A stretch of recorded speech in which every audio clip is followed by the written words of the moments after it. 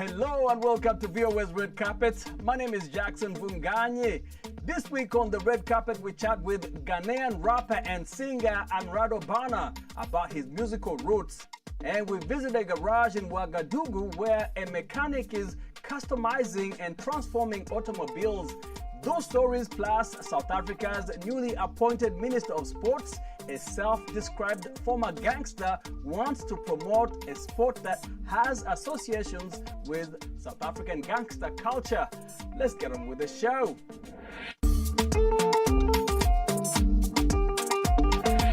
In celebration of hip-hop's 51st anniversary this August, the U.S. Embassy in Zimbabwe hosted a cross-cultural exchange program called Next Level, featuring 5 artist educators. Reporter Keith Baptist has the story from Harare.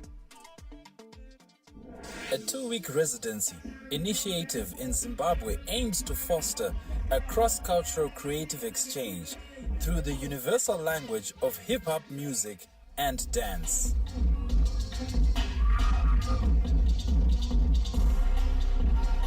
Plot Marco, a partner in the exchange program and founder of Jibilika Dance Trust, an organization working with young artists in Zimbabwe, says that the initiative received numerous applications from eager participants. There's been so much enthusiasm, there's so much hunger, there's so much zeal, there's so much drive, and it comes at a time when hip-hop in Zimbabwe is really at its peak. The program brought together American and Zimbabwean hip-hop artists to participate in workshops and classes, followed by live performances. Participant Nick Neutron says there is much more that unites artists. My experience in Zimbabwe has been amazing. There's so much music talent here. It's so many similarities in the art, but differences in the lifestyle, I guess. Rebecca Archer-Kepner, a Foreign Service officer at the U.S. State Department, says while hip-hop music is thriving in Zimbabwe, challenges with monetization and providing artists with the tools to succeed in the entertainment industry remain a major issue. The creative economy is really ripe in Zimbabwe. There's so much talent. There's so many amazing artists. And sometimes the thing that they lack are either contacts or business skills. And so we work a lot we bring artists from the United States to help them improve their network, grow their network, figure out how to do the business of music. The group of artists from America said they were amazed to see how the hip-hop industry in Zimbabwe mirrors that of the US. However, artists like D1 say that there is still room to grow. This Next Level program has allowed me to be a part of transforming the minds and the skill sets of some of the best rappers that I've ever seen.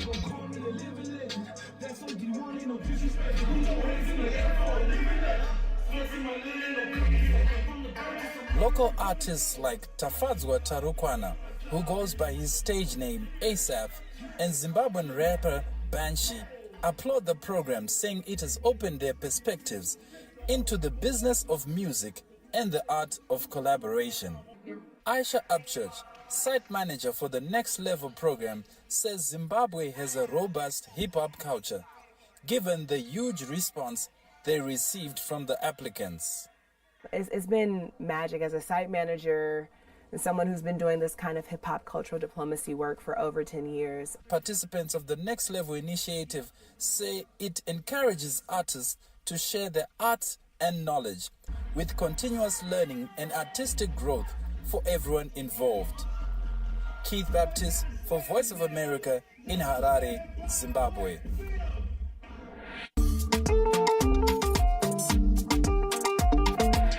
Derek Safo Kantanka, known widely as Amrado Bana, is a Ghanaian rapper and singer who hails from the city of Kumasi, rapping and singing predominantly in the Twi dialect of the Akan language. Amrado is fast becoming one of the most versatile artists in Ghana's music industry, and he tells me that he initially turned to music as a means of supporting his family. Amrado first gained popularity for his rap battles hosted on local radio stations. The Kumasi native, who had ambitions to become a professional footballer, moved to Accra to pursue music full-time. a decision that his mother was not too keen about. He made his break with Yetensem, an innovative series in which he blended news and rap. Personally, I never thought I could become a musician. I used to love football a lot. 14 years. When I was 14 years, I lost my father. And then my mom had no penny to cater for me. So I couldn't move on to tertiary. That was when I started working in a hospital. Then I discovered that I could rap through two people called AZ and Kwao, who discovered me on a radio freestyle section when I had one at KFM. Doing music was based on survival because that was the only way out for me. So I started off with going on radio freestyles in Accra too. And I started battling people, losing some, winning some, and then I came out with the X and said my weekly freestyles that shot me to fame, and then here I am today.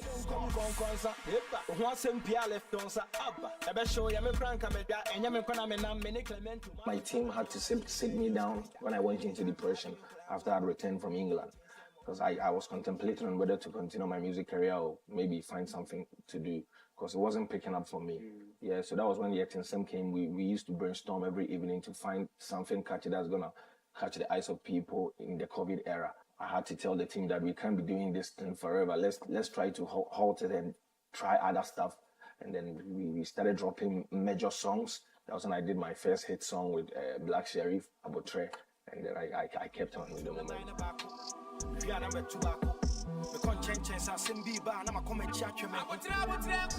The evolution is massive. This is just a young chap who was just rapping, a typical hardcore rapper who was just doing word plays and puns. And now I had to rediscover myself and tell myself that, yo, this is business. Aside the intrinsic motivation, you have to make sure that if someone is investing in you, the person has to make profit. I have family, I have a team, I have people around me that needs to get better as I get better. So I told myself to sit down, learn ways where you are going to tap into other markets, you get it? So I know you know that now I started singing. That's part of the evolution. What are you working on right now? When are you dropping an album? I'm working on my second studio album. It's not finalized yet, but I have a new song out called Day Trash, a broken heart song. Cheers to the loud ones now, Moja.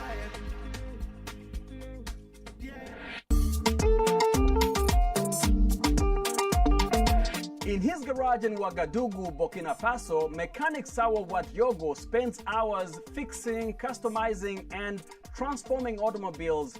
His latest achievement was turning an ordinary car into a limousine. VOA's Gildas Da shares the story of this car enthusiast from the capital. In 2023, 38-year-old engineering enthusiast Sao Oudraogo embarked on a daring project. What was once a modest Honda Civic has been transformed into a glamorous limousine. I also love challenges, which led me to cut the vehicle. My family, the people in the neighborhood, the garage customers, everyone told me it wasn't worth it. And that's what I was going to ruin the vehicle. I said, no, let me do it. It was only when I finished and they came to see it that they realized it was a fully functioning limousine. Oudraogo loved cars since he was 12 years old. After failing in 5th grade, he took mechanics classes and did small jobs in other garages. He ended up opening his shop in 2016. Since then, he has managed to turn it into a fully operational garage that employs 15 workers. He's someone who dares, which is why I support him. I really admire his courage. We are all in for the challenges he wants to take on. Oudraogo says building a limousine is no easy task. Sometimes, he says, he had to break things and start over to get the right structure and materials. He took a year to prepare, draw his plans, and refine his research. I had the chance to get into the limousine today, and it's really comfortable. We are truly at ease. I want to congratulate the designer because he did a great job. And to think that it's made in Burkina Faso is truly commendable. With a TV and cushioned seats, really, it has all the possible comforts. In addition to the limousine, Ouedraogo has transformed several standard cars into convertibles or barbecue cars. A barbecue car is a car equipped with an integrated stove system that can be deployed to grill meat. The car also contains a potable water tank for drinking. He loves to give his all in terms of innovation, creation, modification, and tuning. He does a lot of things. I want to learn and do more than what my boss is doing. It's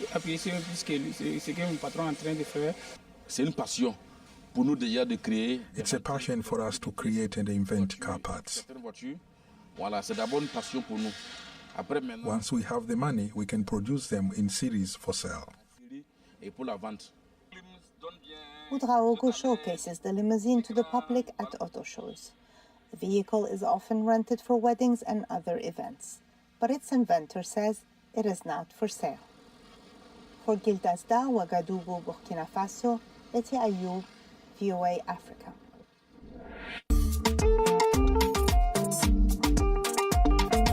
South Africa's newly appointed Minister of Sports, a self-described former gangster, wants to promote a sport that has associations with South African gangster culture. The sport of spinning involves fast-moving cars and dangerous stunts, and as Kate Bartlett reports from Johannesburg, the way it's conducted is not always legal. Let's check it out. This is spinning, a turbocharged sport where drivers spin cars in quick, tight circles while passengers perform treacherous, sometimes death-defying stunts. The sport got its start in South Africa's poor townships during apartheid. We have the best drivers in spinning. And you can see today, you can see there's no seat belts, there's no brakes, there's no windscreens, there's no helmets, but these people can control their cars. They are super drivers. Marvin Clark promoted this event, which drew several hundred paid spectators. Some spinning is at organized legal events like this one, but much of it takes place on the streets, where out-of-control cars have killed spectators in the past. Those events are illegal and associated with gangsters. One such former gangster is Gayton McKenzie, who was sentenced to 17 years for armed robbery in his youth. I grew up where the area that you are born in decide which you don't have a choice in which gang you become. As a gangster, going to jail was a badge of honor. You've made your bones. He came out of prison and went into politics, running on a populist anti-immigrant platform. Now he's South Africa's controversial new Minister of Sports, Arts and Culture. And there's two reasons why I want to do this.